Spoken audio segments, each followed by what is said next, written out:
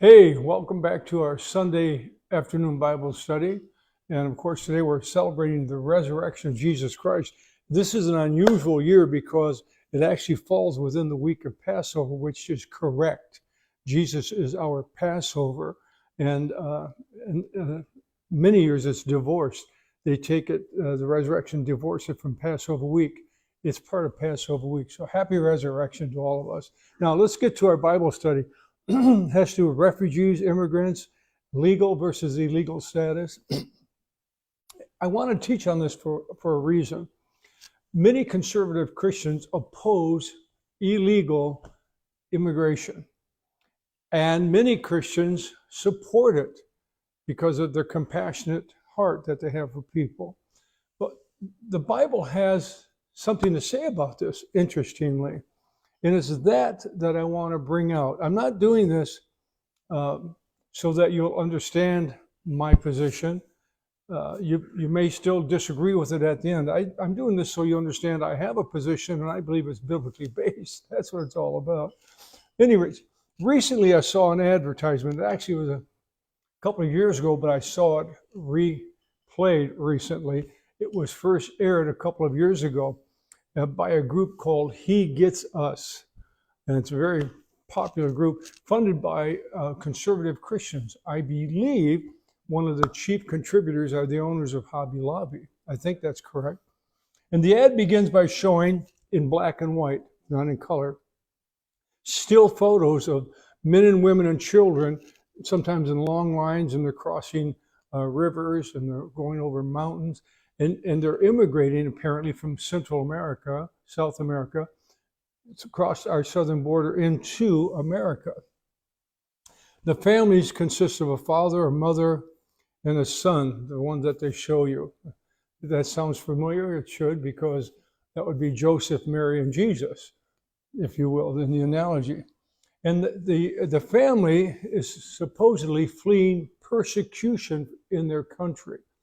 And these long lines of people, I suppose, are all fleeing persecution. In the ad, Jesus and his family are portrayed as refugees. I want you to make a note of that. The narrative doesn't show Jesus, Joseph, Jesus, and Mary. It gives a narrative behind the still photos referencing the time when Jesus, a young baby, was threatened. Herod was going to kill all the children 2 years old and younger. And so Joseph, being warned by God, took Mary and Jesus and fled to Egypt. And the narration kind of repeats that story as you see these still photographs in black and white of people fleeing their country, coming to America. Here's the biblical reference. It's Matthew chapter 2, verse 16.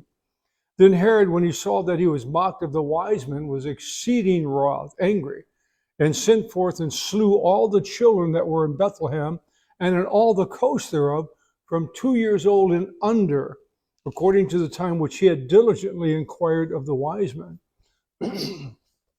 That's the backdrop of the narrative of that message by He Gets Us. I believe this message may have been one that was aired during Super Bowl a couple of years ago. It might have been one of them. The message is clear in the ad. Refugees should be welcomed in America because Jesus and his family were also refugees fleeing Israel, going to Egypt. Being persecuted by Herod, God warned Joseph they flee to Egypt to avoid the persecution. The ad concludes with the words, quote, He gets us, end quote, on the screen. In other words, Jesus, being a refugee, understands refugees. He gets us. Really a compelling ad, I must tell you. I put it up on my Facebook page so you could see it if you want to refresh your memory. We'll return to that ad later.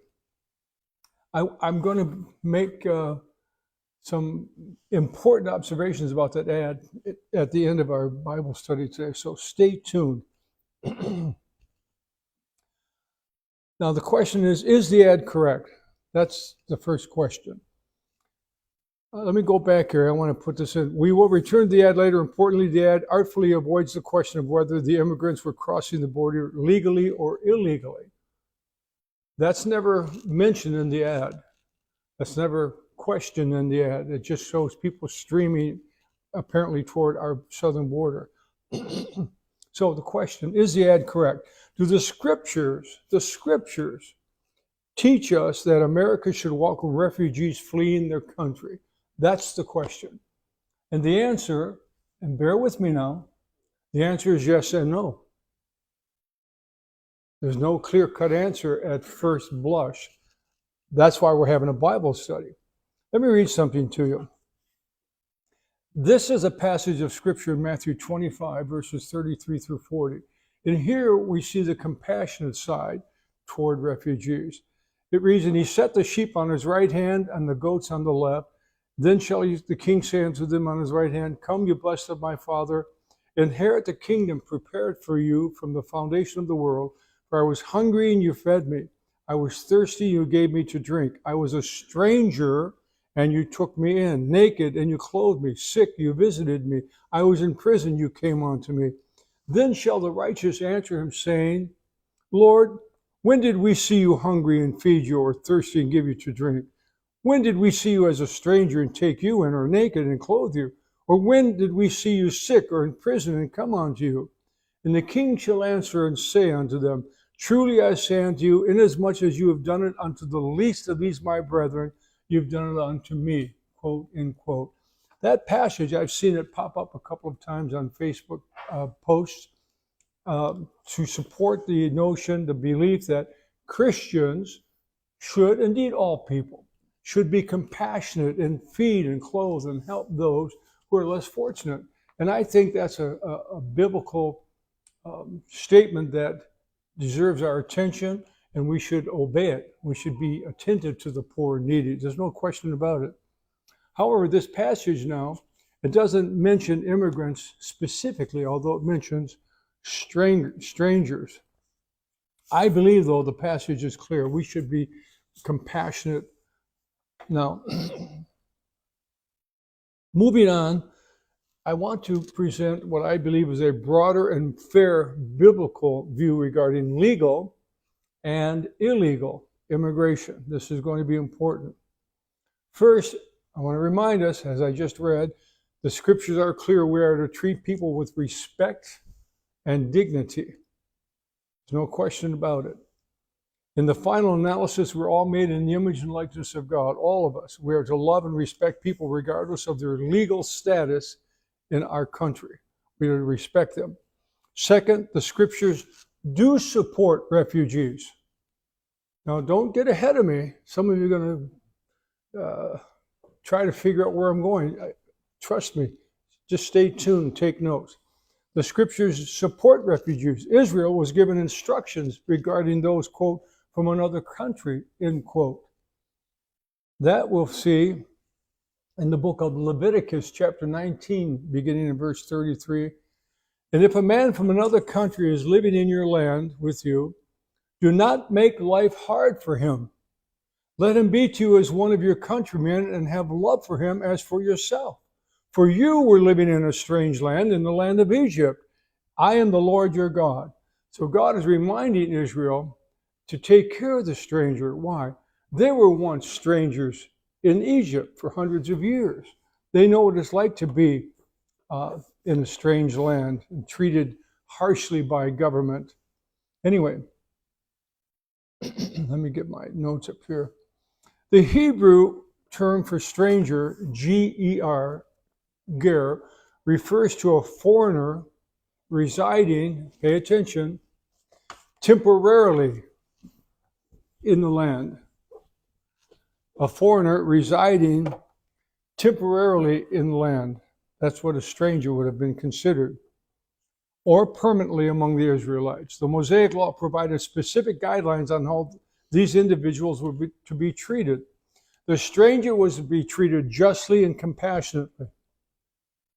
And again, I'm cautioning you, don't get ahead of me. We're going somewhere here.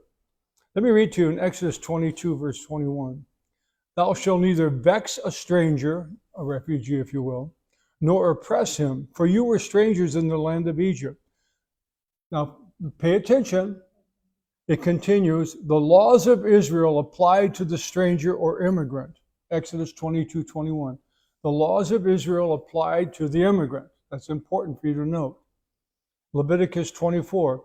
You are to have the same law for a man of another nation living among you as for an Israelite, for I am the Lord your God. Leviticus 24:22. So they're to be treated compassionately, but they're also to conform to what? To their laws. The strangers, interestingly, could participate in the religious feasts and so forth, provided they were circumcised. In other words, they had to what? Keep the law of Israel. Here it is in Exodus 12:48. And if a man from another country is living with you and has a desire to keep Passover to the Lord, let all the males of his family undergo circumcision. See, they had to keep the laws. Once they were, even though they were strangers, once they got into the land, they were going to be treated justly and fairly and compassionately, but they had to contribute something too. They had to keep the laws, obey the laws. For he will be then as one of your people, but no one without circumcision may keep it. The law is the same for him who is an Israelite by birth and for the man from a strange country who is living with you, end quote. It almost suggests, Chris came up with the same idea at the same moment. This is kind of requiring them to assimilate. If you want to participate in our religious festivals and so forth, you have to be circumcised. You have to assimilate with our culture. I found that interesting. Found it interesting because Chris thought about it before I did. Maybe that's why. I don't know. The stranger was also to be treated equally under Israel's judicial system or legal system. We read that in Deuteronomy chapter 1, verse 16. Quote, and I charge your judges at that time, saying, hear the causes between your brethren and judge righteously between every man and his brother and the stranger that is with him, end quote. So there again, we see the stranger, or what I would consider a refugee, being treated fairly under the laws. This is very, very important. And finally, the stranger was to be treated equally economically. Now, there's a reason for this. Let me read the passage first in Leviticus 23:22, quote, and when you reap the harvest of your land, thou shalt not make clean riddance of the corners of the field when thou reapest. In other words, when they were reaping their field, let's assume this is a 40-acre plot of wheat. They were not supposed to harvest on the corners. They had to leave the corners. They had to leave the corners for the poor and the refugee, the stranger. They had the same rights as Israel's citizens. When you reap the harvest of your land, thou shalt not make clean riddance of the corners of your field when you reap. Neither shalt thou gather any gleaning of the harvest. Thou shalt leave them unto the poor and to the stranger. So we see that economically, if you will, Israel was even required to treat the stranger, the refugee, justly, fairly, compassionately. This is critical in the scriptures. There's no doubt about it. Now, getting back to what I mentioned a moment ago. However, there's my however, the stranger was expected to obey their laws. Now, at that time, of course, they didn't use the words legal and illegal immigrants. There's a reason for that. They didn't have these hard and fast boundaries between nations. It was kind of fluid. They didn't have border posts and border guards and visas and passports and so forth. So that didn't occur to them. However, let me read this to you, Numbers chapter 15, verses 14 and 16. If a man from another country or any other person living among you through all your generations has the desire to give an offering made by fire of a sweet smell to the Lord, let him do it as you do. There is to be one law for you and for the man of another country living with you. One law forever from generation to generation, as you are, so is he to be before the law. The law and the rule are to be the same for you and for those from other lands living with you. So the law was to be applied equally. If somebody comes to America as a refugee, legally, illegally, whatever term you want, undocumented. They are supposed to obey and keep our laws. That's a biblical requirement. I'm not making this stuff up. I'm reading it to you from God's word. The stranger was subject to the same laws as the Israelite. And let me make a point here. Pay attention to this. They were not only subject to the same laws, they were subject to the same punishments if they broke those laws.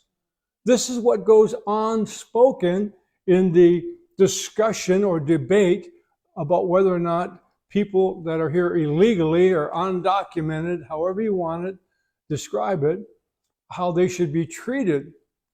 They should be treated respectfully and with compassion, but they're expected to keep the laws. And if they don't keep the laws, biblically, they should be punished according to the laws of the country they come to live in. Pretty simple stuff. Here's the problem. The New Testament teaching is clear. We're supposed to love one another. However, the New Testament also requires us as citizens to obey the laws. It's an essential part of the discussion regarding immigration, and the scriptures are clear. We are told to obey the laws of each nation. When Christine and I traveled to Israel, we obeyed the laws as we knew them. When we were in Egypt, we obeyed the laws. When I was in India, we're there as guests. We're there, we can't subvert the laws. We are to obey the laws. For instance, you might find a law here in America, you can have legally, I guess in Michigan, you can legally have marijuana. But if you go to some other countries, you can't have marijuana. So get rid of it before you go there. Why? Because you could be punished for breaking their laws. That's simple. Obeying one, loving the stranger, does not free us from the other. Obeying the law and loving the stranger does not free us one from the other. Here's what the New Testament reads, and we ought to pay attention to this. The Apostle Paul wrote, Romans 13, verses 1 through 5. Let every soul be in subjection to the higher powers, for there is no power but of God, and the powers that are ordained of God. Therefore, he that resists the power withstands the ordinance of God. And they that withstand shall receive to themselves judgment. That's a biblical principle. You break a law, you're subject to punishment, judgment, and possible punishment. For rulers are not a terror to the good work, but to the evil. And wouldest thou have no fear of the power? Do that which is good, and thou shalt have praise from the same, for he's a minister of God to thee for good. But if you do that which is evil, be afraid. For he bears not the sword in vain, for he's a minister of God, an avenger for wrath to him that doeth evil. Wherefore you must needs be in subjection, not only because of the wrath, but also for conscience sake. You getting the point here? Well, it's going to get better here in a few minutes. Stay with me. The Apostle Peter weighed in on this, by the way. He wrote in 1 Peter 2, 13 through 16, quote, be subject to every ordinance of man for the Lord's sake, whether to the king as supreme, or unto governors, as sent by him for vengeance on evildoers, and for praise to them that do well. For so this is the will of God, that by well-doing you will put to silence the ignorance of foolish men, as free, and not using your freedom for a cloak of wickedness, but as bondservants of God, end quote. You know, in this discussion of illegal, illegal, undocumented, and so forth, it should be noted America provides legal ways to enter our country. We have legal ways. They're called visas. That's a legal way to come into the country. And there are many. There are student visas, work visas, tourist visas. I think there are about 5 or 6 different classes of visas in our country. In fact, you can even become a citizen legally if you immigrate to America. Therefore, because our immigration policies are a matter of law, what do? We're expected to obey the laws of each nation. That means people coming here with or without a visa, legally or illegally, are expected to obey the laws of the country. That's in the scriptures. then we're going to have to get to a point where we weigh keeping the laws, obeying the laws, versus compassion on those that are fleeing the countries. Remember in Romans 13, therefore he that resists the power withstands the ordinance of God, and they that withstand it shall receive to themselves judgment.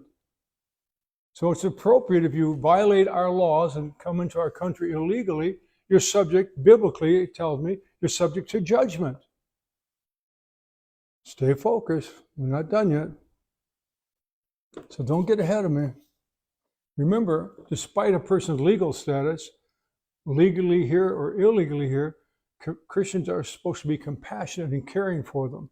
That doesn't go away because they've broken our laws. But there's more. Here are some facts. Undocumented, unauthorized, or illegal immigrants are here in violation of United States laws. They're here. If they didn't get a visa, they're here illegally. They're in violation of the United States laws. And I just told you, I read from the Old Testament and the New Testament. If you come to a nation, you have to obey their laws. You have to live under their laws. If you break their laws, you're subject to their punishment, their judgments. These are biblical principles I'm putting before you. They're not coming out of my head. I am not referring to the one exception, asylum seekers. Make a note, underline that in your notes. I'm not referring to asylum seekers. Our nation provides protection and support for those who are found to be legitimate asylum seekers. This demonstrates our nation's compassionate side and approach to helping those who are genuinely being threatened or persecuted. That's what the asylum laws are for. If someone comes to America and they can prove that they're being persecuted or their life is being threatened, i.e. like Jesus' life was being threatened, then they can enter our country legally by being granted asylum. That's the asylum law. However, turns out, most of the illegal immigration in America doesn't come from those seeking asylum. Let's get to the facts. Here's a quote from the Pew Research Center, 2022, quote, the unauthorized immigrant population in the United States grew to 11 million in 2022. And they base this on the 2022 American Community Survey, the most recent year available then. The increase from 10.5 million in 2021 reversed a long downward trend from 2007 to 2019. This is the first sustained increase in the unauthorized immigrant population since the period from 2005 to 2007. So what happened is we had an election, and in 2020, President Biden took over. And I'm not getting into the politics, I could care less. But everyone would agree the borders became very porous and open. And millions of people crossed our borders illegally, quote unquote, without visa, without seeking asylum. When I use the term illegal, I'm referring to people who didn't get visas, who are not seeking asylum. So I want to be clear on that.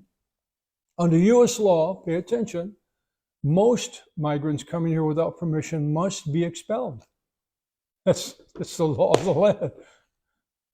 I can't be any more explicit. The only exceptions are immigrants fleeing torture, racial, religious, ethnic, political, or social group persecution. They can, under our law, seek asylum as an economic refugee or they cannot seek asylum as an economic refugee.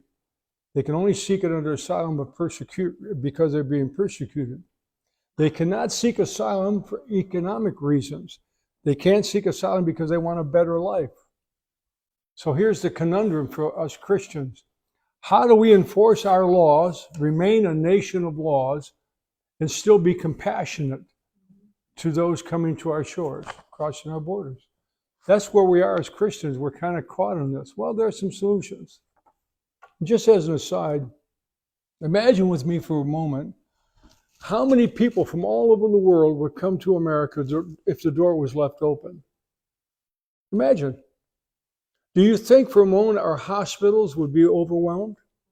I do, because so many poor people from around the world don't have access to good medical care. How about our schools, our educational system? We already have some states and some cities, local areas, where the schools are being overwhelmed by the influx of children from Central and South America.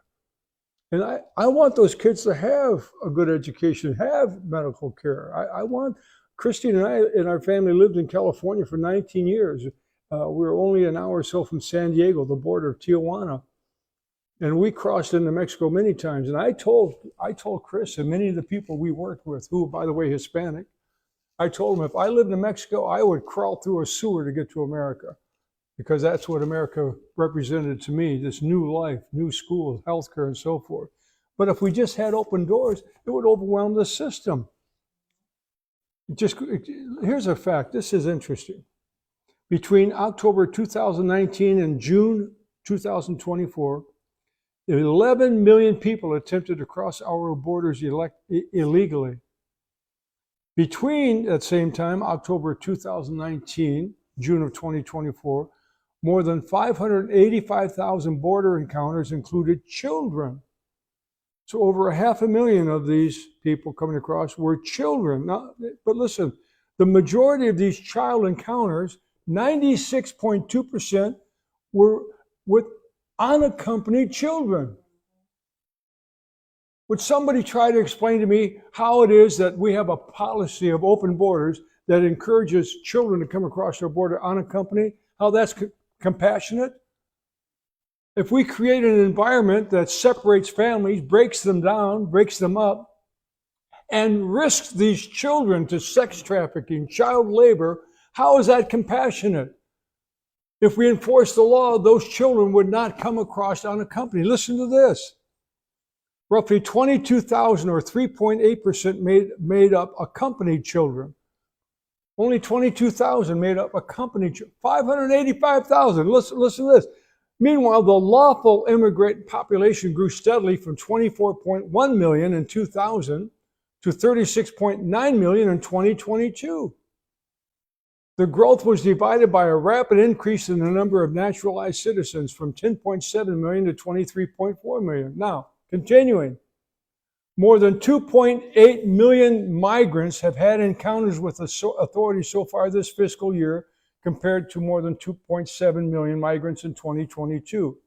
Despite the millions of illegal immigrants crossing our border, and there are millions, despite the millions that are crossing our border, only 945,000 applied for asylum in 2023. Now remember the ad, he gets us. Joseph took Mary and Jesus to flee because Jesus' life was in danger. Of the millions crossing over, only 945,000 claimed that they were in danger somehow or being discriminated against or persecuted. Where are the other immigrants? How did they cross the border? Well, they didn't come legally. If the immigration question were simply a matter of being compassionate, it might be easier to resolve. However, that isn't the case. It isn't simply a matter of compassion. It's a matter of law as well. And there are stay with me. I'm warning, don't get ahead of me. There are many additional problems we have to deal with as a nation if we have open borders.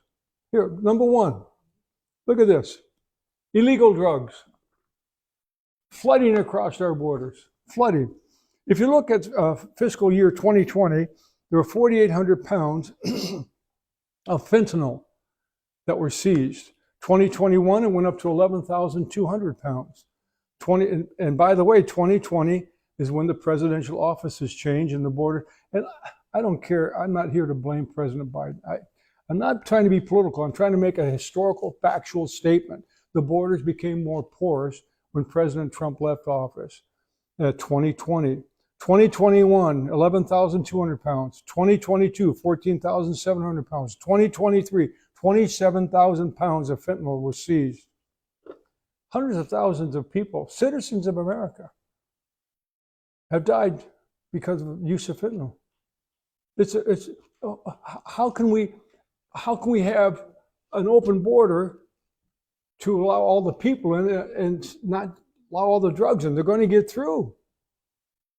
The U.S. Customs and Border Protection Office and field operations together seized nearly 549,000 pounds of illicit drugs in 2023. Most were marijuana and methamphetamines, but a notable and growing portion consisted of fentanyl, 27,000 pounds. I've read that just a speck of fentanyl can kill a person. A speck. Now, how many specks are in 1 pound? How many specks are in 27,000 pounds? That's just the amount seized. Many times more of that have gotten through. There's no question about it. On top of the children that accidentally get into their parents. Yes. I've seen so many cases recently. It's amazing. Yes. The total number of drugs seized. Other drug seizures, by the way, are down. Fentanyl is up. Here's another problem. It isn't just drugs. Crime. Gang members. 2021 nationwide. CBP has arrested 17,533 individuals with criminal convictions and apprehended 377 known gang members. 111 of them were members of MS-13. How did they get across our border? Well, they walked, probably. Simply walked. I put the stats up there for you. Here's another problem that we have to deal with. Trying to, again, balance compassion for those families that are fleeing persecution, as opposed to the other problems that are generated with open borders and illegal immigration. Terrorists. This will get your attention. Border Patrol agents apprehended a total of 367 individuals at the southern and northern borders between fiscal years 2021 and 2024, whose names appeared on the terror watch list. And that's according to the latest data released by Customs and Border Protection. The number marks a roughly, are you sitting down? The number marks roughly a 2,521% increase from the 14 suspected terrorists caught between the ports of entry in fiscal years 2017 to 2020. Beginning in 2020, there was a marked increase in these known terrorists coming across the border. Why? Because it was open. Yes, we need to be loving. We need to be compassionate. We need to be thoughtful for those people. But we also need to require everybody who comes here, legally or illegally, you have to obey the laws. In just the first 7 months of fiscal year 2023, 96 people whose names appear in the terrorist watch list, including a shocking 16 in the month of April alone, were stopped trying to cross the U.S.-Mexico border. That's amazing. April had more terrorist watch list apprehensions at the southern border than all fiscal year 2017, 18, 19, and 20 combined. Combined. Do we want another September 11th attack? No. How do we prevent that incredible destruction of human life? We have to watch out for the terrorists. There are people in the world who do not like America. Yeah. How about unaccompanied children? Are unaccompanied children and allowing them in the country, is that compassion? You see, that's where we get caught up in the conundrum. We should be careful about, we need to take care of these children. But where are the parents? Are we encouraging the breaking up of families because we have open borders? The Biden-Harris administration has lost track, are you ready to this? Has lost track of more than 320,000 migrant children who crossed our borders without parents. Yeah, where are those kids? Are they being sex trafficked? Are they being used as child labor? We don't know. We don't know. As a Christian, being compassionate and caring for these children, one of the first things we want to do is make sure they're with their parents. Secondly, we want to make sure they're safe when they are here and they're provided for. We don't even know where they're at. I would prefer that child remain in their country with their family, even if they had to struggle economically. I would prefer they stayed there than come here unaccompanied, because I don't even know what's going to happen to them. I don't know where they're at. Children. Untold numbers of children are now at risk of sex trafficking, forced labor, and other forms of exploitation. In 2024, 291,000 migrant children arrived in the U.S. as unaccompanied minors who were set free and never given a date to appear in immigration court, meaning that there's no way to track them. No way. How do these numbers reflect our compassion? Our porous borders invite illegal activity and child exploitation. That's not compassionate. Christians wouldn't endorse that. Non-Christians wouldn't endorse that. People of conscience, whether you're religious or not, would not endorse that. People don't have to be Christians to care about children. Wow. Wouldn't it be compassionate to provide legal entry for the families with their children? I think so. Clearly, illegal border crossings are not simply a matter of helping people escape persecution, so forth. Open borders are not solving that problem. They're creating more problems. Now, there are some exceptions, and I want to get to them. The first one is clear. This is interesting. There are scriptural exceptions to obeying the laws of the land.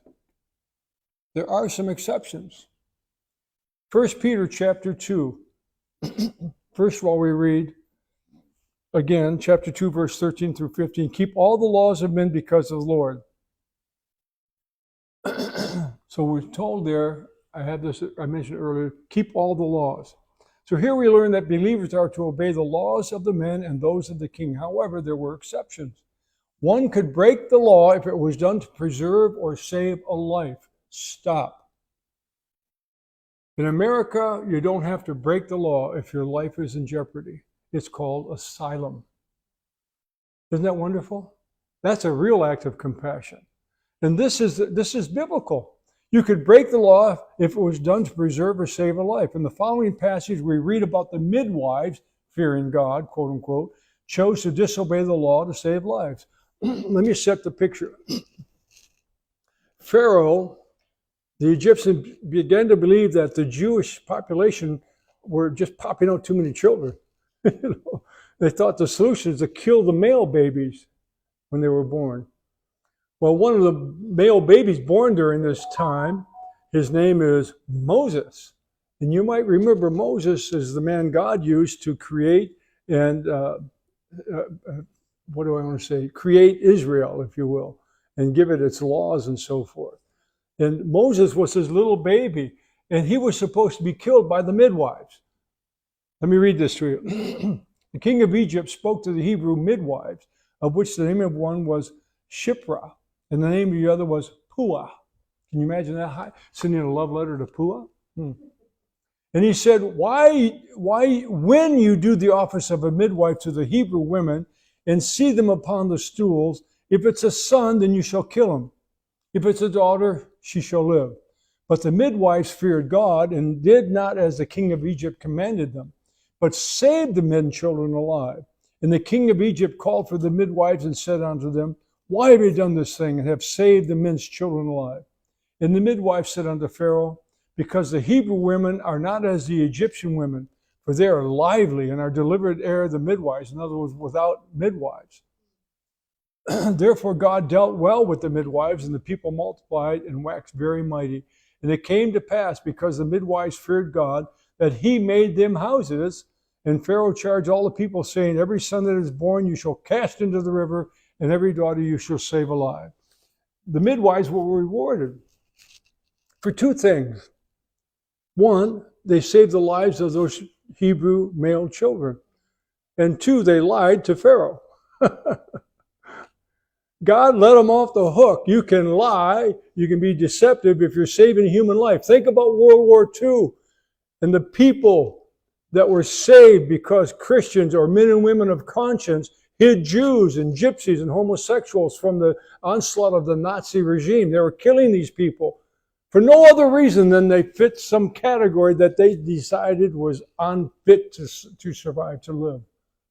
But there are those who hid them.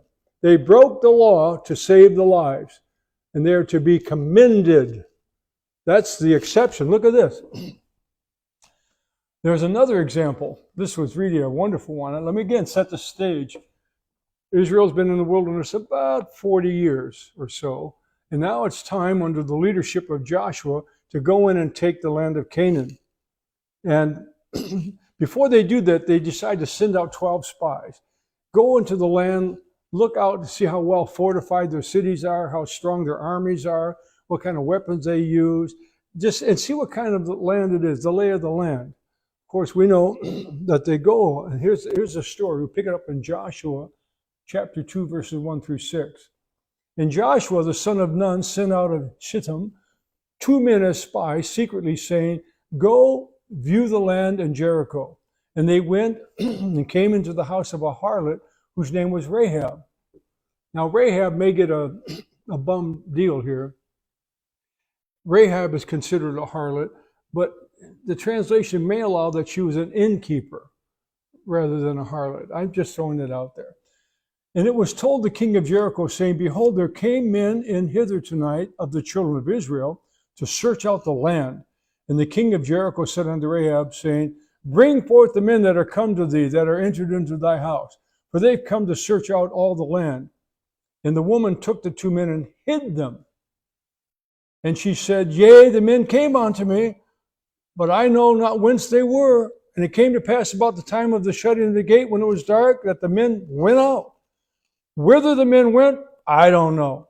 Pursue after them quickly, for you will overtake them." But she had brought them up on the roof and hid them with the stalks of flax, which she had laid in order upon the roof.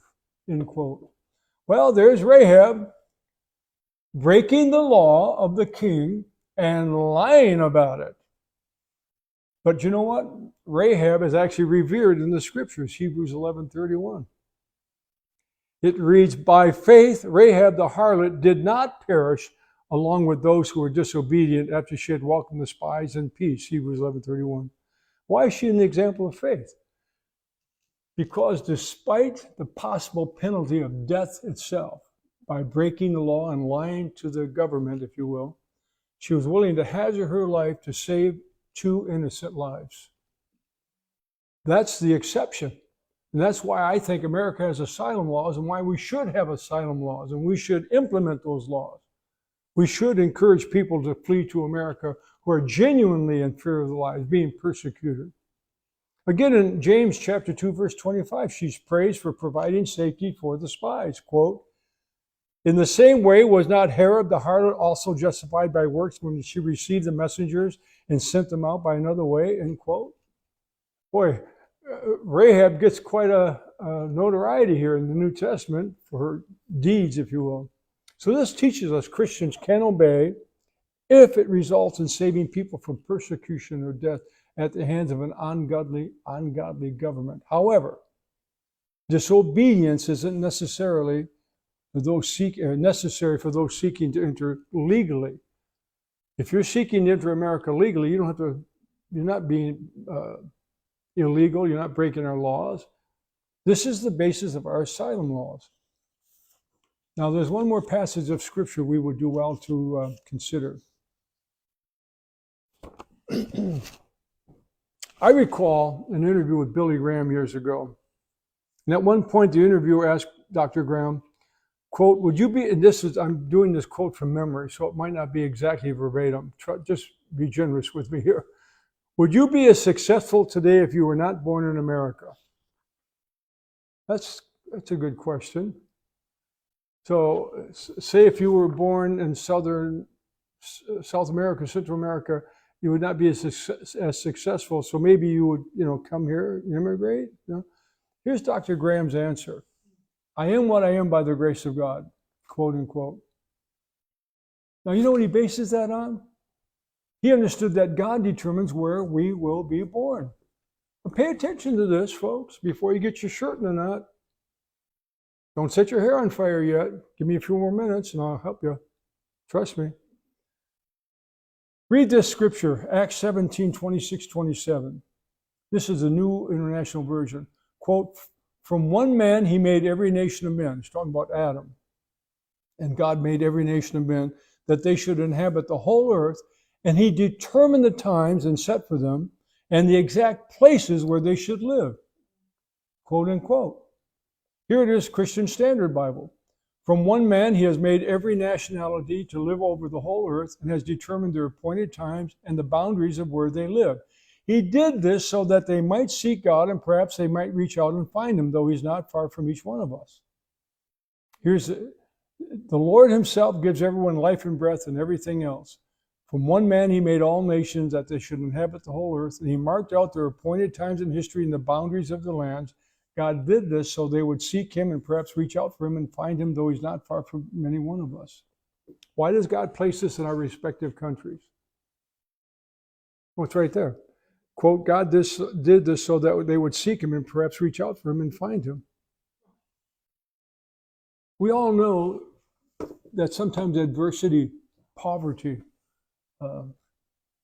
drives us to faith many times. It's not always, the salvation of people isn't the flight to our southern border to cross it illegally. That's not going to save everybody. But Christ will save us, our faith in Jesus Christ. I thought that was an interesting one. All right, let's get back to the ad. We're going to wrap it up here in a few minutes. You remember the ad?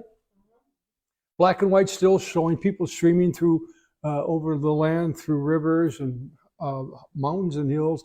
They got their clothing on their back and they're holding the children and the husband and the wife and the children are all in tow. You got these lines, and there's a narration taking place that's referring to the time when Joseph was told to take this child, Jesus, and flee to Egypt. And at the end they say, he gets us. In other words, they're suggesting Joseph, Mary, and Jesus were refugees. Let's get back to the ad. I think this is going to be important. The ad shows a family from a Central American country fleeing with just the clothes on their back. And superimposed on the screen are the words, Jesus was a refugee. The ad suggests that Jesus and Joseph were refugees. Here's the quote here, Matthew chapter 2, verse 16. Then Herod, this is what sparks the events that the ad's referring to. Then Herod, when he saw that he was mocked of the wise men, was exceeding wroth, and sent forth and slew all the children that were in Bethlehem, and in all the coast thereof for 2 years and old and under, according to the time which he had diligently inquired of the wise men, end quote. The connection is obvious, the connection of the ad. If Jesus was a refugee, we need to welcome refugees who are fleeing their countries. Well, this poses a question. Were Joseph, Mary, and Jesus refugees? First, that's the first question. It's a fair question. Were they refugees fleeing? Well, we know they were fleeing to save his life. There's no question about it. Well, here, the word refugee is a noun. Here's the explanation of it, a definition of it. One who flees, especially to another country, seeking refuge from war, political oppression, religious persecution, or a natural disaster. 2, one who flees to shelter or place of safety. 3, especially one who in times of persecution or political commotion flees to a foreign power or country for safety. Now, it might come as a shock to many of us, but Joseph, Mary, and Jesus were not refugees. No, they were not refugees. Well, but you say, well, wait a minute. They were fleeing Herod to save the child's life. Jesus and his family fled to Egypt to be safe from Herod's decree to kill him. That's clear. However, they weren't refugees. Stay with me. And again, I want to remind you, today's refugees are not fleeing for their safety or their lives. 72% of the refugees coming to America come to find jobs and improve their lives, quote unquote. That's from 2021. 42% of the people flooding our borders, 42% come for work. This is 2021 USA Facts. 42% for work, 32% come for schools, 23% come for families, 2% come for safety. 2%. Now, I'm talking about people who are coming here without visas. They're coming illegally, undocumented, whatever phrase you want to use. Only 2% are coming that would qualify for asylum. Only 2%. While it is true that Jesus and his family did flee Israel due to persecution, they did not cross, first of all, any international borders. They did not enter into a foreign country. Stay tuned. My daughter Hope's giving me that look. They were never refugees because Israel and Egypt were part of the Roman Empire. Oh, yeah. They were never refugees because Israel and Egypt were part of the Roman Empire. Egypt became part of Rome after the death of Cleopatra VII in 30 BCE, about the time Jesus was born, before the Common Era. That's when Rome brought Egypt into the empire. Now, here's the significance. At that time, that spelled the end of the Ptolemaic dynasty that had ruled Egypt since the death of Alexander the Great in 321 BC. 300 years ended, and they became part of Rome. Joseph, Mary, and Jesus would not have been considered illegal or undocumented in Egypt. The people who lived in the Roman Empire could freely, legally travel throughout the empire. It would be like someone today leaving Michigan and going to California and crossing all those state lines. They're not refugees. Why? Because it's the same nation. And when they left Israel to go to Egypt, it was part of the same empire. Okay? When we do Bible studies, we have to look at the history, the archaeology, the culture, and so forth. There's a lot that goes into a Bible study. You have to figure it all out and try to piece it together. Jesus and his family, importantly, not only legally traveled into Egypt, they didn't break any laws in fleeing to Egypt for protection except one. And what law was that they broke? The law of Herod, his decree to kill the children. And remember what I told you a few moments ago? That's permitted. We know that. That's allowed. Saving lives is utmost. Laws, governmental laws, do not trump the sanctity of life. For Jesus and his family returned to Israel after Herod's death. Am I knocking on anybody's head right now? They didn't stay in Egypt. They didn't go there for educational opportunities. They didn't go there for a better life. They didn't go there to want to go to a university or get a better job. They went there to protect a child's life, and when the threat ended, they went back home.